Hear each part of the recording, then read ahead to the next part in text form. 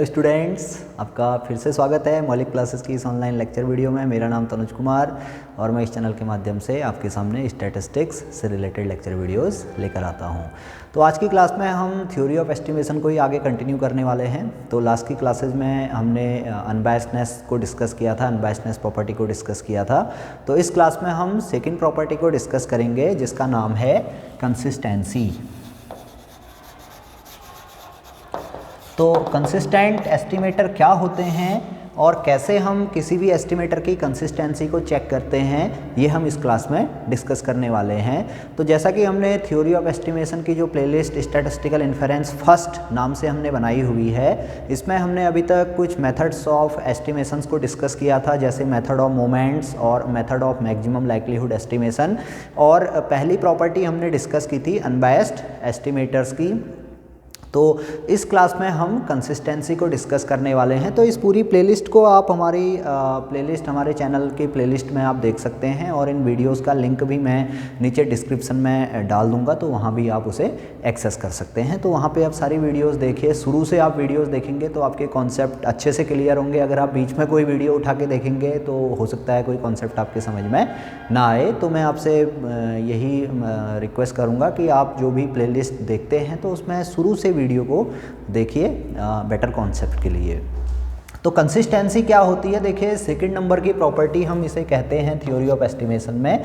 तो कंसिस्टेंसी में बेसिकली हमारे पास क्या है, कोई एस्टिमेटर है टी। अब हम टी एस्टिमेटर को टी से रिप्रेजेंट करते हैं और ये सपोज क्या है, थीटा का एस्टिमेटर है, जहाँ पे थीटा हमारा पैरामीटर होगा। तो भाई ये टी कंसिस्टेंट एस्टिमेटर कब होगा, क्या कंडीशन होगी इसके लिए। तो इसके लिए देखिए दो तरह की कंडीशन हम देखते हैं यहाँ पे। एक तो हमारी डेफिनेशन क्राइटेरिया जिसे हम कहते हैं, जिसमें हम कंसिस्टेंसी को डिफाइन करते हैं। हालांकि मैं यहाँ पे डेफिनेशन नोट नहीं करूँगा, डेफिनेशन आपको किसी भी बुक में मिल जाएगी, मैं सिंपली उसे एक्सप्लेन करूँगा। और दूसरे केस में हम देखते हैं भाई नेसेसरी एंड सफिशिएंट कंडीशन क्या है। सफिशिएंट कंडीशंस के बेसिस पे भी हम क्या कर सकते हैं, अपना कंसिस्टेंट अपने एस्टिमेटर को चेक कर सकते हैं कि वो कंसिस्टेंट है या नहीं है। तो जब हम डेफिनेशन की बात करते हैं तो डेफिनेशन में हम कहते हैं भाई हमारा टी क्या है, थीटा का सपोज एक एस्टिमेटर है। ये एस्टिमेटर टी थीटा का कंसिस्टेंट एस्टिमेटर होगा for some positive number epsilon, for some positive number epsilon such that the probability of mod of t minus theta, t minus theta means difference between estimator and parameter, this difference should be less than epsilon, less than or equal to epsilon. यानी ये epsilon मेरा क्या है, यहाँ पे एक small positive number है, तो ये डिफरेंस क्या होना चाहिए, स्मॉल होना चाहिए। ये डिफरेंस जितना स्मॉल होगा ये प्रोबेबिलिटी क्या होती जाएगी, मैक्सिमम होती जाएगी। Means probability of T minus theta less than और equal to epsilon tends to 1।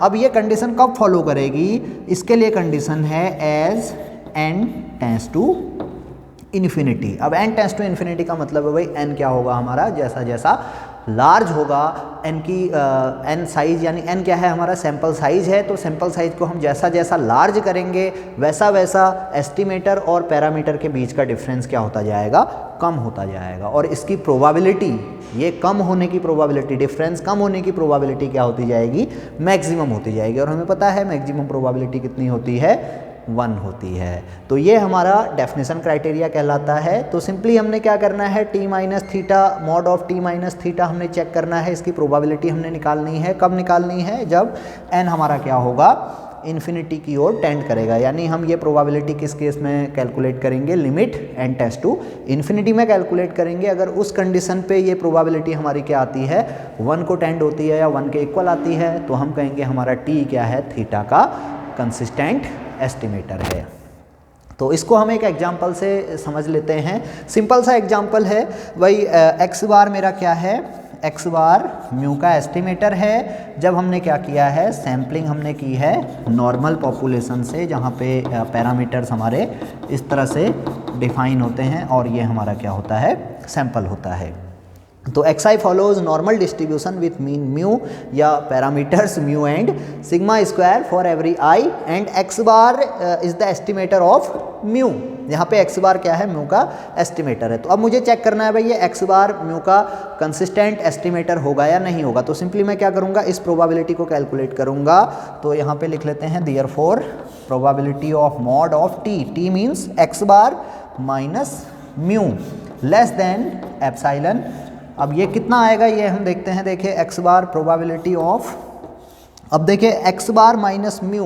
अब ये इन्फॉर्मेशन हमारे पास है भाई, xi क्या है, नॉर्मल डिस्ट्रीब्यूशन को फॉलो करता है, यानी ये डिस्ट्रीब्यूशन क्या होगा, xi का आइडेंटिकल होगा, हर ऑब्जर्वेशन का डिस्ट्रीब्यूशन आइडेंटिकल होगा, सेम होगा। तो इसको हम क्या कर सकते हैं, इसको कैसे हम कैलकुलेट कर सकते हैं। देखिए ये हमें पता है x बार का distribution normal with mean mu and variance sigma square by n होता है। ये हमने देखे लास्ट के लेक्चर्स में प्रूफ किया हुआ है, निकाला हुआ है। वहाँ पे जब हम x बार की अनबायसनेस चेक कर रहे थे तो हमने देखा था भाई एक्सपेक्टेड वैल्यू ऑफ x बार ये कितना आया था, म्यू आया था, और वेरिएंस ऑफ x बार ये हमारा सिग्मा स्क्वायर बाई n आया था। तो यहाँ से ये रिजल्ट निकल के आ गया भाई x बार का डिस्ट्रीब्यूशन क्या होगा, नॉर्मल होगा with mean mu and variance sigma square by n। तो यहाँ से एक और रिजल्ट फॉलो हो जाएगा। हम क्या कर सकते हैं, x bar minus mu upon sigma square by n, इसका स्क्वायर रूट ले लें तो ये क्वांटिटी हमारा क्या करेगा, नॉर्मल को फॉलो करेगा विथ मीन 0 एंड वेरिएंस 1, और इसी को हम क्या कहते हैं, जेड वेरिएट कहते हैं। ये हमारा स्टैंडर्ड नॉर्मल वेरिएट होता है। तो जेड की वैल्यू क्या हो गई यहाँ से, Z equal to X bar minus mu over sigma divided by root N, ये हमारा जेड हुआ। तो अब देखिए जेड का डिस्ट्रीब्यूशन हमारा normal with mean 0 and variance 1 है, और यहाँ से जेड का रिलेशन ये है X bar minus mu divided by sigma by under root N.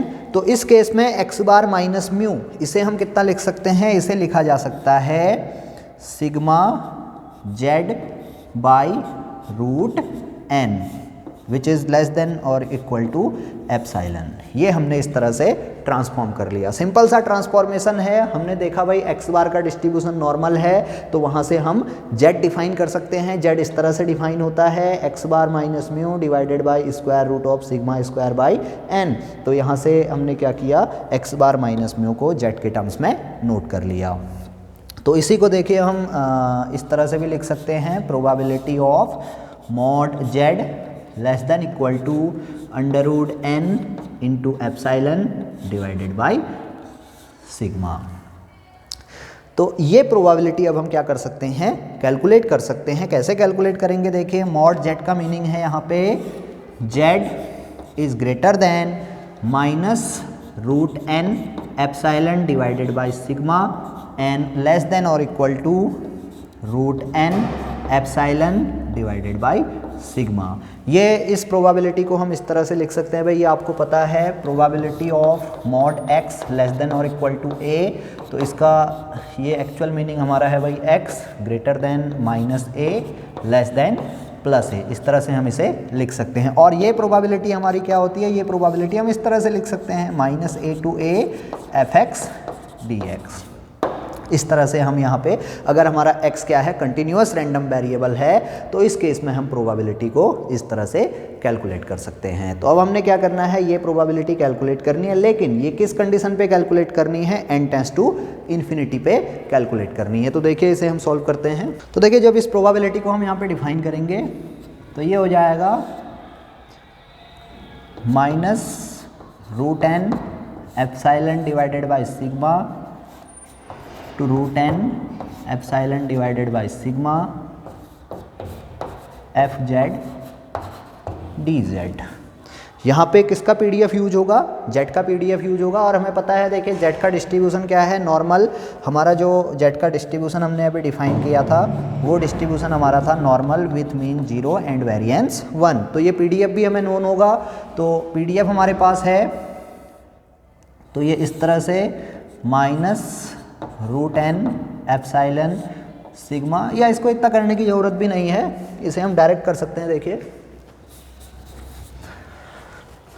अब हमने क्या करना है, ये प्रोबेबिलिटी हमने डिफाइन कर ली, इतनी आई। ये प्रोबेबिलिटी कौन सी है, इसी की प्रोबेबिलिटी है, probability of mod of t minus theta less than equal to epsilon. अगर हम यहाँ पे नोट कर रहे हैं तो ये प्रोबेबिलिटी हमारी ये चल के आ रही है, probability of x bar minus mu less than और इक्वल टू एप्सिलॉन, ये प्रोबेबिलिटी हमारी चल के आ रही है। तो अब हमने क्या करना है, इसमें n टेंड्स टू इन्फिनिटी की लिमिट अप्लाई करनी है, when n tends to infinity. n tends to infinity का मतलब है n क्या है उस केस में, लार्ज है। तो इस केस में क्या होगा, limit n tends to infinity probability of x bar minus mu less than epsilon. तो ये जब हम इसमें लिमिट अप्लाई करेंगे तो ये limit n tends to infinity होगा, इस पर लिमिट अप्लाई होगी तो ये माइनस इन्फिनिटी हो जाएगा, और इस पर लिमिट अप्लाई होगी तो ये इन्फिनिटी हो जाएगा, और ये हो जाएगा fz dz। ये हुआ। अब हमें पता है भाई जेड का डिस्ट्रीब्यूशन क्या है, नॉर्मल है विथ मीन 0 एंड वेरिएंस 1। यहाँ पे जेड की रेंज हमें डिफाइन है, जेड की रेंज क्या है, माइनस इन्फिनिटी से लेके प्लस इन्फिनिटी तक है। यानी कहने का मतलब है भाई इस जेड के पीडीएफ का जब इंटीग्रेशन हम माइनस इन्फिनिटी से इन्फिनिटी के बीच में करेंगे तो वैल्यू कितनी आएगी, 1 आएगी। तो ये हो गया minus infinity to infinity fz dz, इसकी वैल्यू डायरेक्ट कितनी हो गई, 1 हो गई। तो हमने देखा भाई जब हम probability of x bar minus mu less than epsilon ये कैलकुलेट कर रहे हैं when n tends to infinity पे, तो उस केस में ये प्रोबेबिलिटी कितनी आ रही है, 1 आ रही है। यानी ये क्या करता है, हमारी इस कंसिस्टेंसी की कंडीशन को फॉलो करता है। यही तो हमने कहा था, probability of mod t minus theta less than और equal to epsilon tends to 1 as n tends to infinity, यही हमने कैलकुलेट किया। Probability of mod of x bar minus mu, अब हमारा एस्टिमेटर x बार है, पैरामीटर म्यू है, तो x bar minus mu less than epsilon as n tends to infinity is equal to 1। तो ये इंप्लाई करेगा, this implies that x bar is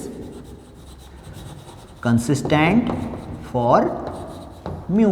तो x bar हमारा क्या हो गया, म्यू का कंसिस्टेंट एस्टिमेटर हो गया। तो ये तो हमारा था कंसिस्टेंसी प्रॉपर्टी। अब इसका फिजिकल सिग्निफिकेंस क्या है, जैसे हम अनबायस्डनेस में कह रहे थे भाई ऑन एन एवरेज हमारे एस्टिमेटर की वैल्यू क्या होनी चाहिए, पैरामीटर के इक्वल होनी चाहिए। तो उस केस में हमारा एस्टिमेटर क्या होगा, अनबायस्ड एस्टिमेटर होगा। इसी तरह से कंसिस्टेंसी क्या होगी, कंसिस्टेंसी कैसे डिफाइन करेंगे, तो कंसिस्टेंसी अब देखिए वर्ड में ही पता चल रहा है भाई, कंसिस्टेंट यानी ऐसी वैल्यू जो बार बार अपने आप को क्या कर रही है, सेम सिचुएशन में सेम वैल्यू रिपीट हो रही है। तो हम कहेंगे भाई यहाँ पे ये वैल्यूज़ क्या है, कंसिस्टेंट है। जैसे हम देखते हैं भाई विराट कोहली की बात करें, अगर क्रिकेट मैच में विराट कोहली की बात करते हैं तो विराट कोहली क्या है, कंसिस्टेंट प्लेयर है, इस तरह से आप कहते हैं कभी।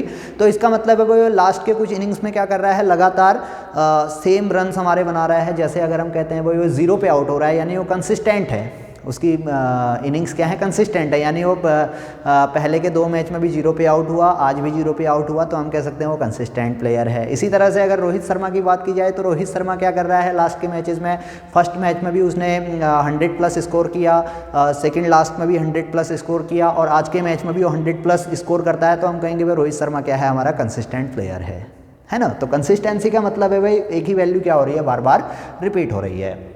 तो यहाँ पे क्या होगा, जो एस्टिमेटर है ये एस्टिमेटर भी क्या करेगा, अपने आप को रिपीट करेगा, और ऐसे रिपीट करेगा कि उसकी वैल्यू क्या होगी, पैरामीटर के क्लोज होगी। एस्टिमेटर अपने आप को रिपीट कर रहा है, अब उसकी वैल्यू रिपीट हो रही है, और वो वैल्यू किसके क्लोज है, पैरामीटर के क्लोज है। यानी एक क्लोज वैल्यू के अबाउट वो कंसंट्रेटेड है, तो हम कहेंगे भाई वो एस्टिमेटर हमारा क्या है, कंसिस्टेंट एस्टिमेटर है। उसी क्लोजनेस, उसी डिफरेंस को हम यहाँ पे कैलकुलेट कर रहे हैं। ये डिफरेंस है हमारा t माइनस थी, और इस क्लोजनेस को हम किससे मेजर कर रहे हैं, इस एप्सिलॉन से मेजर कर रहे हैं। तो एप्सिलॉन क्या बताता है, यहाँ पे एप्सिलॉन बताता है measure of closeness between estimator and parameter. तो यही क्लोजनेस जितनी कम होगी, एस्टिमेटर हमारा क्या होगा, कंसिस्टेंट होगा। अब हमें पता है भाई क्लोजनेस के लिए हमें क्या करना पड़ेगा, ट्रायल्स करने पड़ेंगे। अब जैसे मैं कह रहा हूँ भाई रोहित शर्मा कंसिस्टेंट प्लेयर है, तो मैं एक मैच के बेसिस पे नहीं कह सकता हूँ, मुझे क्या करना पड़ेगा, कम से कम 3 मैच उसके देखने पड़ेंगे। अब ये स्टैटिस्टिक्स का रूल है भाई, कम से कम कितने ऑब्जर्वेशन हमारे पास होने चाहिए, 3 ऑब्जर्वेशन होने चाहिए। कोई भी साइंटिफिक स्टडी है, उसमें कोई भी फिनोमिना है, कोई भी कॉन्सेप्ट है, उसे प्रूफ करने के लिए कम से कम 3 ऑब्जर्वेशन हमारे पास होने चाहिए। तो हम यहाँ पे देखते हैं भाई रोहित शर्मा 3 मैचेज में क्या स्कोर कर रहा है, तो उसके बेसिस पे हम बता सकते हैं वो कंसिस्टेंट है या इनकंसिस्टेंट है। इसी तरह से यहाँ पे एस्टिमेटर के लिए हम देखेंगे सैंपल साइज हम क्या करते जाएंगे, लार्ज करते जाएंगे, इन्फिनिटी की ओर टेंड करेंगे। तो हम देखेंगे भैया डिफरेंस कितना क्लोज है, यानी इस क्लोजनेस की प्रोबेबिलिटी 1 आती है या नहीं आती है। अगर इस क्लोजनेस की प्रोबेबिलिटी 1 आती है जब हम n टेंड्स टू इन्फिनिटी करते हैं, तो ये एस्टिमेटर हमारा क्या होगा, थीटा का कंसिस्टेंट एस्टिमेटर होगा। तो आई होप कि आपको ये कॉन्सेप्ट समझ में आया होगा कंसिस्टेंसी का। तो ये तो था डेफिनेशन क्राइटेरिया, इसे हम ज़्यादा यूज़ नहीं करते हैं, लेकिन ये एग्जाम में पूछा जाता है। इस तरह की कंडीशन पूछ ली जाती है, भाई ये कंसिस्टेंसी की कंडीशन बताइए, तो ये कंडीशन आप देखोगे तो ये कंडीशन हमारी क्या होगी, कंसिस्टेंसी की कंडीशन होगी। तो इसमें अब हम बात करते हैं नेसेसरी एंड सफिशिएंट कंडीशन की। तो वो क्या होती है, तो जब हम नेसेसरी एंड सफिशिएंट कंडीशन की बात करते हैं तो यहाँ पे हम एक्चुअल में क्या देख रहे हैं भाई, इनका डिफरेंस देख रहे हैं। टी हमारा थीटा का कंसिस्टेंट एस्टिमेटर है। तो ये कब होगा कंसिस्टेंट एस्टिमेटर, जब expected value of T theta को टेंड करेगी और वेरिएंस ऑफ टी 0 को टेंड करेगा as n tends to infinity. आपने क्या करना है, सिंपली जो भी एस्टिमेटर गिवन है, आपने अगर चेक करना है कि वो एस्टिमेटर कंसिस्टेंट है या नहीं है, तो हम क्या करेंगे, उस एस्टिमेटर का एक्सपेक्टेशन, उस एस्टिमेटर का मीन कैलकुलेट करेंगे, उस एस्टिमेटर का वेरिएंस कैलकुलेट करेंगे। हमने मीन कैलकुलेट कर लिया, वेरिएंस कैलकुलेट कर लिया। अब हम उसमें लिमिट अप्लाई करेंगे, limit n tends to infinity. तो हम देखेंगे भाई क्या एस्टिमेटर की मीन वैल्यू थीटा को टेंड हो रही है या थीटा के इक्वल आ रही है, और क्या वेरिएंस, जो एस्टिमेटर का वेरिएंस है वो 0 को टेंड हो रहा है या नहीं हो रहा है। अगर ये दो कंडीशन हमारी फॉलो होती हैं, means n tends to infinity पे expected value of t theta को टेंड होता है, वेरिएंस ऑफ t 0 को टेंड होता है, तो हम कहेंगे भाई हमारा t क्या है, थीटा का कंसिस्टेंट एस्टिमेटर है। तो सिंपल सी कंडीशन है, क्या करना है, एस्टिमेटर का मीन और वेरिएंस कैलकुलेट करना है। अब देखिए हम जब बात कर रहे थे तो हम इस डिफरेंस की बात कर रहे थे, t माइनस थीटा, ये डिफरेंस हम निकाल रहे हैं यहाँ पर। तो ये डिफरेंस देखिए 0 कब होगा, जब t की एवरेज वैल्यू क्या होगी, थीटा के इक्वल होगी। तो ये पहली कंडीशन हो गई। और ये डिफरेंस 0 होगा तभी तो हम प्रोबेबिलिटी को मैक्सिमाइज कर पाएंगे। जब ये वैल्यू हमारी, ये डिफरेंस हमारा 0 होगा। ये डिफरेंस 0 कब होगा, जब वेरिएंस टी का क्या होगा, 0 होगा, जब टी में 0 वेरिएबिलिटी होगी। अब लेकिन ये स्मॉल सैंपल में तो पॉसिबल नहीं है, किसी एस्टिमेटर के लिए स्मॉल सैंपल में पॉसिबल होगा, लेकिन बहुत सारे एस्टिमेटर्स ऐसे होंगे जो अनबायस्ड तो नहीं होंगे लेकिन कंसिस्टेंट एस्टिमेटर हो सकते हैं। तो यहाँ से एक रिजल्ट और निकल के आता है कि कोई भी एस्टिमेटर अगर आपका बायस्ड है तो हो सकता है वो लार्ज सैंपल के लिए क्या हो, अनबायस्ड हो। ये भी हमने एक एग्जांपल से देखा था। तो ये थोड़ा सा कॉन्सेप्ट अलग हो गया, कंसिस्टेंसी का कॉन्सेप्ट है। तो इस केस में हम इस तरह से किसी भी एस्टिमेटर की कंसिस्टेंसी चेक कर सकते हैं। तो इसे एग्जांपल से समझ लेते हैं। अब एग्जांपल के लिए देखिए, एक्स बार हमारा म्यू का क्या है, एस्टिमेटर है। अब हमने चेक करना है भाई ये एक्स बार म्यू का कंसिस्टेंट एस्टिमेटर है या नहीं है। तो हम देखेंगे भाई expected value of X bar calculate करेंगे, तो ये हमें पता है कितना आएगा, म्यू आएगा। और जब हम variance of X bar calculate करेंगे तो ये वैल्यू आएगी sigma square divided by N. तो अब देखिए हमने कंसिस्टेंसी की ये कंडीशन अप्लाई करनी है, limit n tends to infinity. तो जब हम limit n tends to infinity apply करेंगे तो expected value of x bar तो हमारा क्या होगा, म्यू के इक्वल ही होगा, यहाँ ये n के इंडिपेंडेंट है। और जब हम limit n tends to infinity इस वेरिएंस ऑफ x बार में अप्लाई करेंगे तो देखिए n हमारा डिनोमिनेटर में है, n की वैल्यू इन्फिनिटी होगी तो ये वैल्यू कितनी हो जाएगी, 0 हो जाएगी। तो हम कह सकते हैं भाई ये क्या है, 0 को टेंड करेगा as n tends to infinity.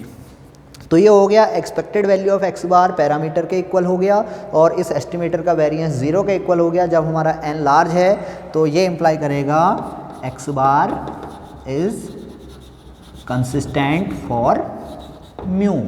तो सिंपल सा रूल है, अनबायसनेस अगर आपको चेक करनी है एस्टिमेटर की तो उसका एवरेज कैलकुलेट करिए, वो पैरामीटर के इक्वल आता है, तो एस्टिमेटर हमारा अनबायस्ड एस्टिमेटर होगा।